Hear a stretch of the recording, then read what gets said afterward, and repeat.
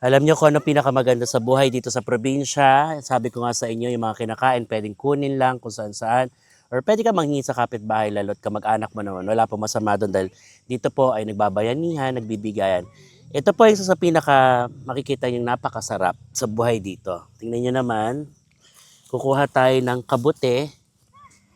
Ayan, tumutubo lang dito. Pakita natin yung kabute. Ayan, At ito ay kukunin lang natin dito na tumutubo lang dito.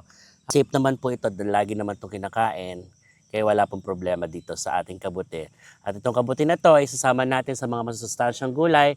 Magluluto tayo ng labong or yung tinatawag na bamboo shoot. Sasamahan natin ng saluyot at na iba-iba pang gulay. Kaya naman napakasustansya ng araw na to at masustansyang gulay ang pagsasalu-saluhan natin. Makikain kayo sa amin, makikuha kayo sa amin, makipitas kayo sa amin ng mga sariwang gulay na ating lulutuin.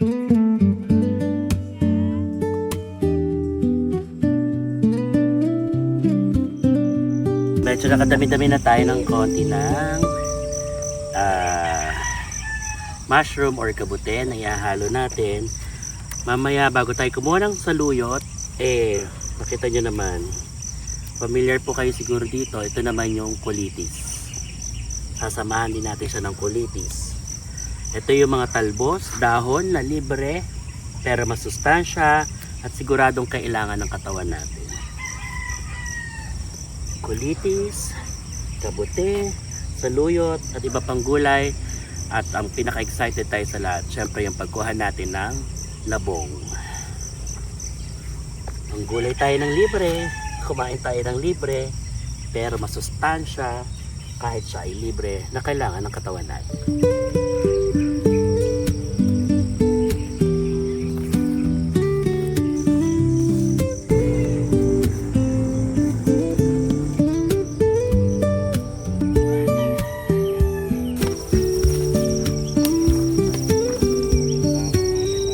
Ito na yung sinasabi nating bamboo shoot or yung labong na ito ay libreng-libreng kinakain.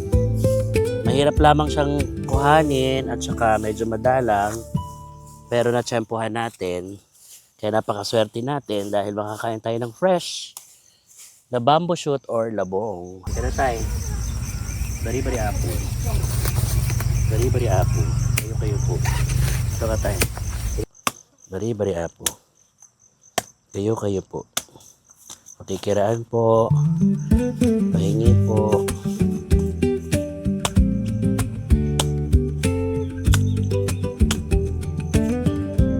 Isa pa.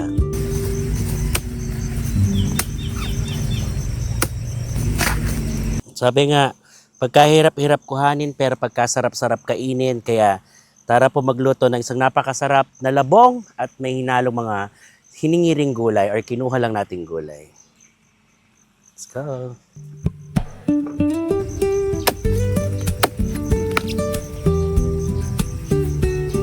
Dalawang labong ang lulutuin natin ngayon. Napakasarap nito.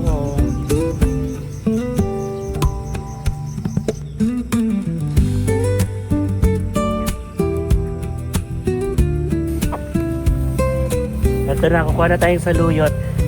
Biruin nyo po itong saluyot na to, tumutubo lang to kahit saan, pero pwedeng pagkakitaan, pwede ring ulamin, libre. Kung tumubo naman sa sarili mong bakuran, pwede mo siyang negosyo. Yan. Saluyot, napakasariwa. Ito na yung saluyot na kinukuha natin. Yan. Libre na, ulam pa, masustansya pa. Kaya kumakain po ba kayo ng saluyot? Yan. Pipiliin lang natin yung sariwa. Dahil di naman may iwasan na pati ang kalaban natin dito ay mga uod at insekto. Sa mga magsasaka po dito, pag tumubo sa kanila ng napakarami nito dito sa kanilang bakuran or sa kanyang bakuran namin, pwede na siyang alagaan at anuhan ng mga pampatay ng mga insekto, kaya pwede mo na siyang inegosyo. Instant ulam.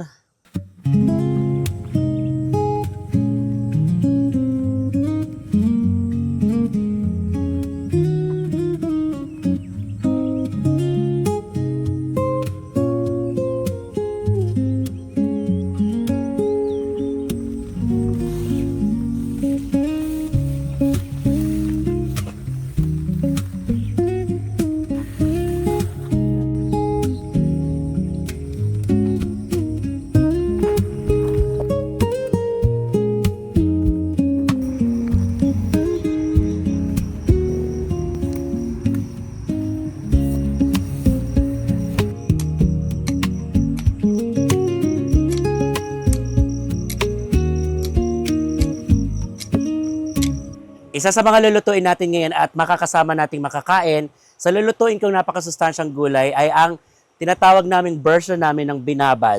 Binabad na liempo, pwedeng pork chop, liempo, depende po yan sa inyo.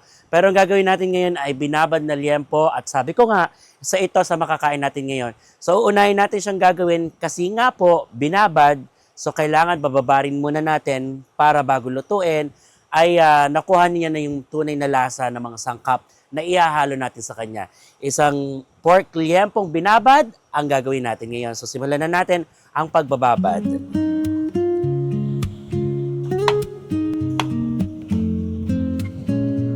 Sa pagbababad ay ginagamitan po ito ng purong kalamansi at sasamahan natin ng bawang, konting paminta, konting asin at mga pampalasa. At syempre, pwedeng patis or pwedeng toyo yung ginagamit. Pero ako po, gagamitin natin ng toyo para kapit na kapit yung lasa ng ating binabad.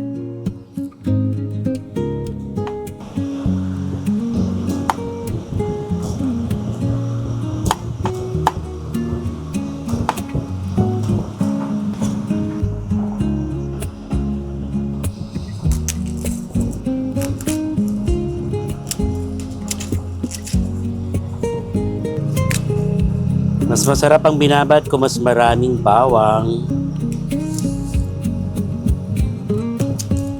Mas malasa.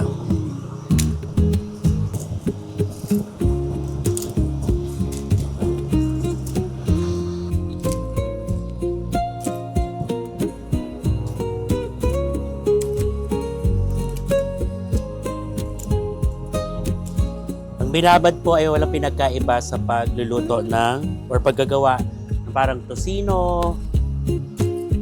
Halos parehas din siya. Ito lang, yung binabad natin, iba lang ingredients or iba lang yung mga pampalasa niya. Pero halos parehas lang din siya. Ang masarap lang sa binabad ay maraming bawang.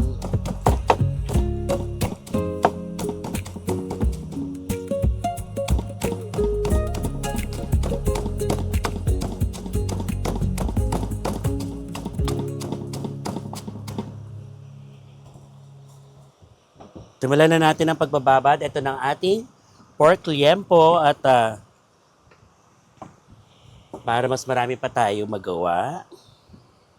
So, syempre, sabi ko nga, kaya sa binabad, kailangan ibabad natin bago natin lutuin para manuot ang ang mga lasa,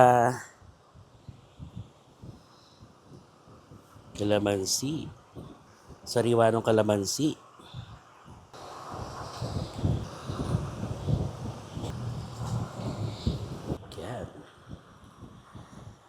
Toyo or soy sauce. At syempre, isa sa mga sinisigurado natin palagi, yung mga nakakapansin po, naguhugas naman tayo ng kamay at lagi tayong malinis. Huwag po kayo mag-alala dyan dahil hindi ko rin naman po hahayaan na marumi yung kamay natin at bago tayo kumain. Konting paminta. Pagkatapos ng toyo. Konting asin. Para tansyado lang natin. At susunod natin ang pagkatapos natin haluin ng konti, isusunod natin yung bawang. At ito na yung magpapalaso sobrang magpapalaso sa kanya. Yung ating dinikdik na bawang. Mas maganda po kung sabi nga ilalamasin or papahid natin yung bawang tsaka yung mga paminta, konting asin. So ayan na, pagkatapos nating mailagay lahat ng ingredients, ito na yung tinatawag nating binabad. Dahil tatakpan na natin siya at bababarin na natin siya at mamaya babalikan natin siya para lutuin. Kaya dyan ka lang binabad.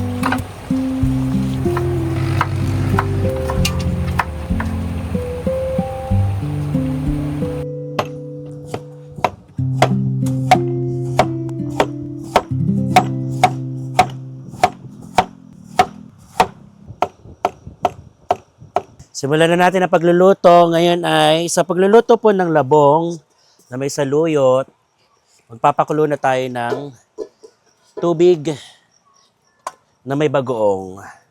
At dyan natin na sisimulan lutuin lahat ng pinagsama-sama nating gulay, pati ang ating binabad na pork liempo. So, tara na magsimula magluto dahil ang tiyan ko ay kumukulo na sa gutom.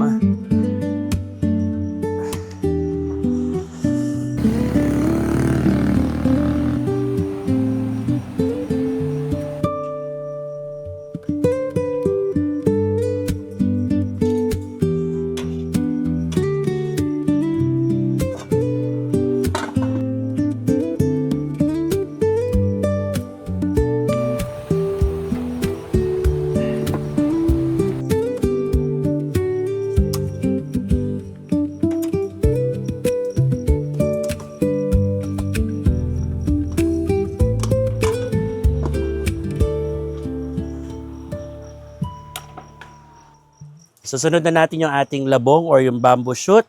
Paalala po pala kung sa mga magluluto ng labong, lalo po at bagong kakukuha lang siya. Kapag hiniwa nyo po, bago nyo po siya lutuin, babad nyo muna sa pinakuluang tubig bago natin pa siya ulit iluto. Yan. So pagkatapos nating mapakuluan ang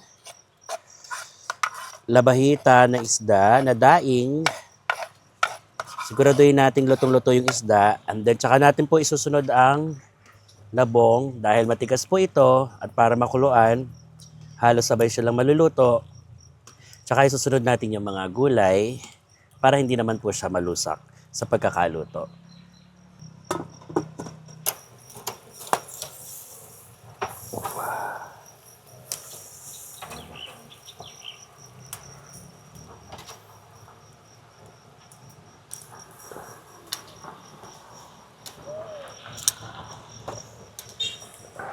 Siguraduhin lang po natin na kapag ang ating labong ay lutong-luto na, saka lang po natin isusunod yung mga gulay natin para hindi malusak. At siguraduhin natin lutong-luto ang labong para masarap kainin. Sunod na natin ang ating mga talbos naman na kinuha kanina, ang saluyot, ang kulitis, syempre ang kabute. Yan.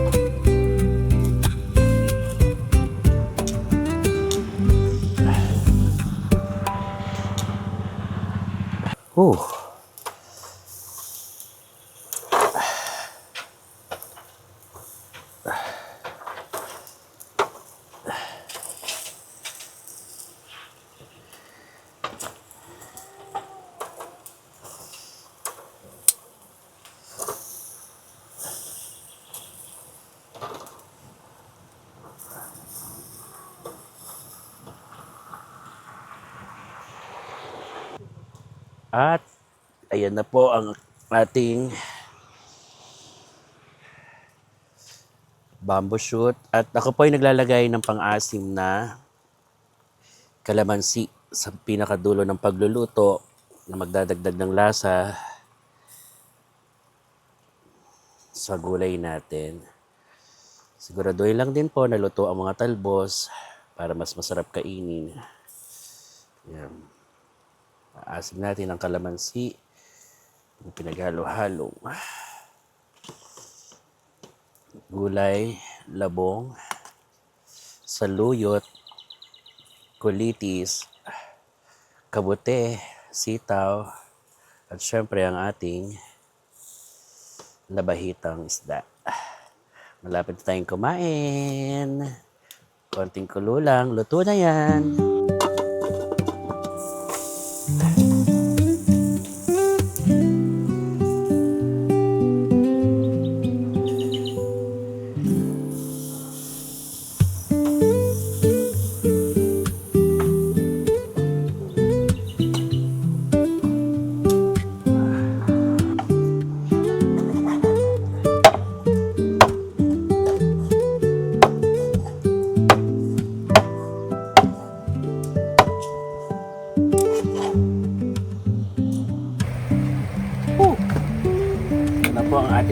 ating saluhan, ang masustansyang gulay.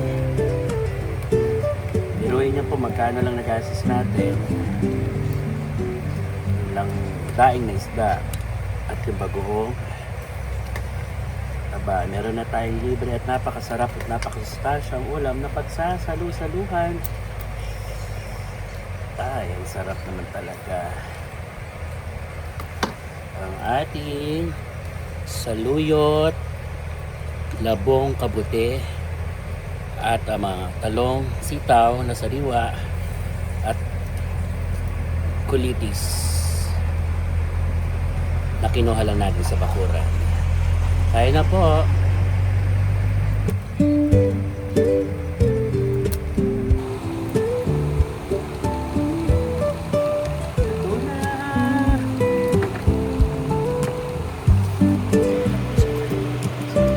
Tayo, kain na.